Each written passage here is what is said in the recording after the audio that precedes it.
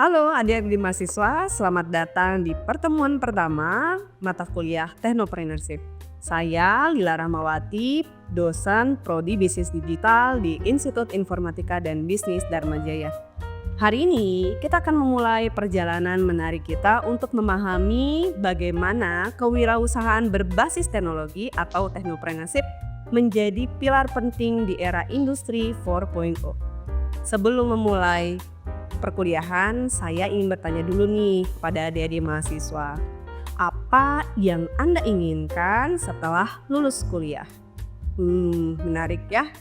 Mungkin Anda ada yang bercita-cita menjadi pengusaha sukses atau membangun startup yang dapat bersaing di pasar global. Misalnya menjadi seperti Mas Nadiem Makarim, pendiri Gojek, atau seperti Mas Bialva Devara dari Ruang Guru. Nah, menarik sekali, namun kenyataannya tentu tidak semudah itu. Kita akan menghadapi tantangan dan ancaman besar jika tidak mampu beradaptasi dengan perubahan zaman. Oke, sekarang mari kita lihat apa yang terjadi di era industri 4.0 saat ini, di mana ditandai dengan beragam sekali teknologi baru seperti integrasi teknologi komputerisasi awan seperti cloud computing, kecerdasan buatan atau AI, Internet of Things atau IoT, dan teknologi seluler canggih seperti 5G, di mana teknologi-teknologi ini telah membuat banyak sekali proses produksi sudah menjadi jauh lebih efisien. Di sisi lain, dengan adanya teknologi ini ternyata memang memberikan beberapa dampak bagi manusia. Salah satunya di mana peran manusia menjadi lebih kecil. Banyak sekali pekerjaan-pekerjaan yang kini diambil oleh mesin atau robot. Seperti Amazon contohnya, di mana startup ini atau perusahaan ini sudah menggunakan robot di gudangnya untuk mempercepat proses pengemasan. Ada pula startup Indonesia iVesari. Startup Indonesia ini memanfaatkan Internet of Things atau IoT untuk menciptakan alat pemberi pakan otomatis.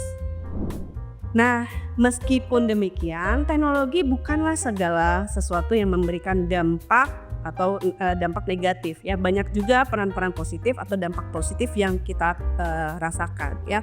Bagi kita seorang calon technopreneur, tentu pertanyaannya apakah kita akan menjadi korban dari perubahan ini atau justru memanfaatkan teknologi untuk menciptakan peluang bisnis. Perubahan ini tentu kita harus adopsi secara cepat ya. Banyak sekali perusahaan-perusahaan besar di masa lalu yang gagal untuk beradaptasi. Kita harus menarik pelajaran dari apa yang terjadi pada perusahaan-perusahaan besar tersebut.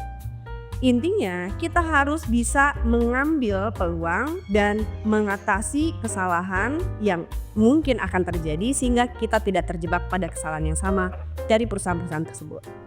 Apa itu technopreneurship? Technopreneurship adalah kombinasi antara teknologi dan kewirausahaan.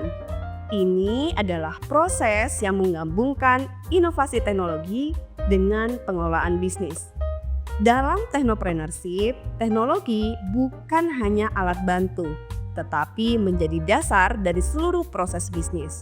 Termasuk pada sisi produksi misalnya, di mana teknologi digunakan untuk melakukan proses produksi penciptaan jasa atau barang, tetapi juga ada produksi yang digunakan pada sisi pemasaran hingga pengelolaan sumber daya. Contohnya Gojek, di mana Gojek menggunakan teknologi ini untuk mempermudah transportasi dan logistik. Ada pula startup lain, Halodoc, memanfaatkan teknologi untuk menyediakan layanan kesehatan secara online.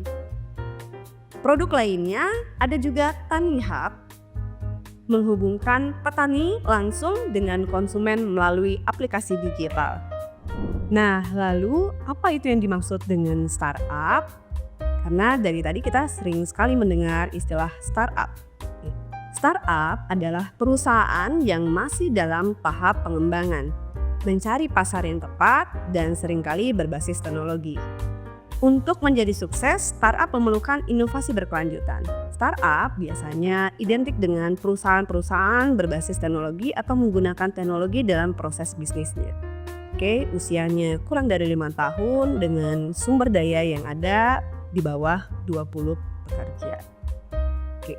Pada hari ini, kondisi teknologi entrepreneurship di Indonesia seperti apa? Sayangnya, rasio kewirausahaan di Indonesia masih rendah sekali nih, teman-teman ya. Sekitar 3,47% dari total populasi penduduk di Indonesia.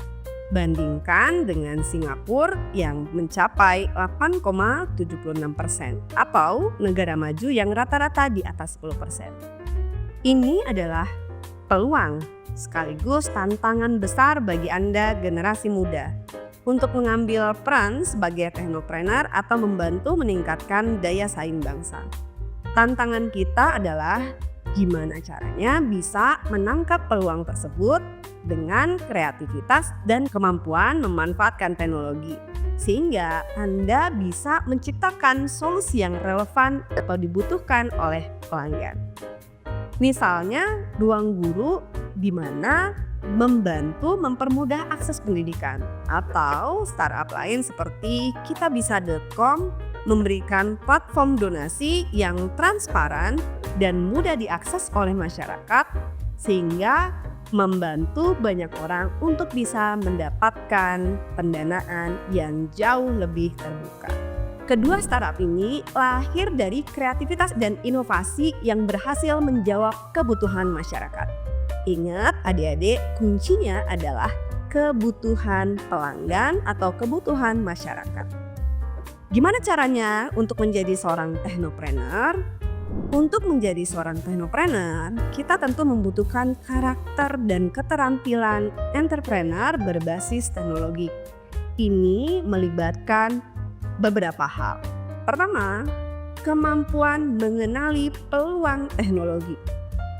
Seperti Elon Musk yang menciptakan Tesla untuk merespon kebutuhan kendaraan ramah lingkungan. Lalu kedua, inovasi dalam menciptakan produk atau layanan. Karena tentu masyarakat membutuhkan sesuatu solusi yang baru dari seluruh persoalan mereka. Contohnya OVO dan Dana, di mana dua startup ini mempermudah pembayaran masyarakat tanpa uang tunai. Kemampuan ketiga adalah kemampuan mengelola resiko bisnis. Seperti bagaimana Tokopedia terus berinovasi meskipun menghadapi tantangan pesaing di sektor e-commerce. Oke, apa yang harus kita ambil kesimpulan hari ini? Bahwa technopreneurship bukan hanya tentang teknologi, tetapi juga tentang bagaimana menggunakan teknologi untuk memberikan dampak nyata bagi masyarakat. Saya ingin mengatakan bahwa technopreneurship adalah jalan bagi Anda untuk menjadi agent perubahan di era industri 4.0. Saya berharap melalui perkuliahan ini, Anda tidak hanya mendapatkan pemahaman teoritis, tetapi juga menumbuhkan inspirasi atau mendapatkan inspirasi untuk memulai langkah nyata menjadi technopreneur. Mari kita bersama-sama menjelajahi perjalanan ini dan mempersiapkan diri untuk masa depan. Terima kasih atas perhatian Anda dan saya tunggu di pertemuan berikutnya.